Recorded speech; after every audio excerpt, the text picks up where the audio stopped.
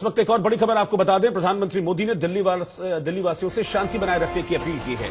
PM Modi ने कहा है कि शांति और सौहार्द को बनाए रखना हम सबकी जिम्मेदारी है। दिल्ली के हालात पर मैं नजर बनाए हुए हूं।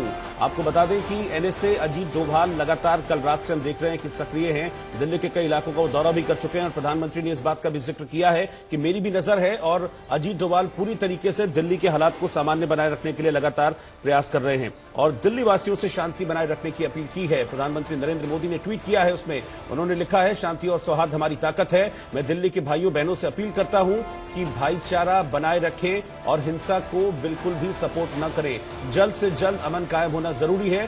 दिल्ली के हालात पर हमारी पैनी नजर बनी हुई है। सीनियर एडिटर राकेश कुमार सिंह इस वक्त मेरे साथ जुड़ गए हैं। राकेश, नरेंद्र मोदी ने अपील की है क्योंकि 3 दिन से हमने देखा दिल्ली जल रही है, 22 लोगों की मौत हो गई है। अब प्रधानमंत्री ने दिल्ली से अपील की है, दिल्ली वालों से अपील की है कि अफवाहों पर ध्यान न दें और शांति बनाए रखें। देखिए, प्रधानमंत्री नरेंद्र मोदी ने दिल्ली हिंसा मामले पर उनकी ओर से ट्वीट किया गया है और दिल्ली में शांति और भाईचारा बनाए रखने की अपील दिल्ली वासियों से की गई है। साफ तौर पर कहा गया है प्रधानमंत्री नरेंद्र मोदी ने अपने ट्वीट में कि एजेंसियां हैं वो काम कर रही हैं। दिल्ली पुलिस के साथ साथ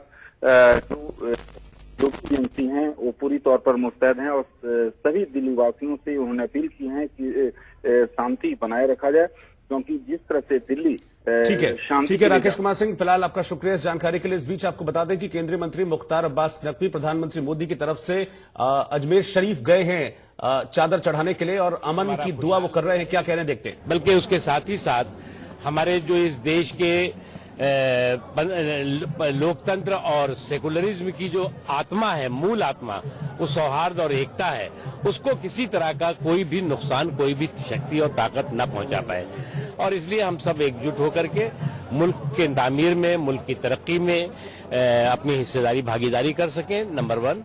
और साथ ही साथ हमारा हर तबका एकजुट होकर के एक आवाज के साथ एक लब्या एक करके हिंदुस्तान और हिंदुस्तान की तरक्की के लिए काम कर सके।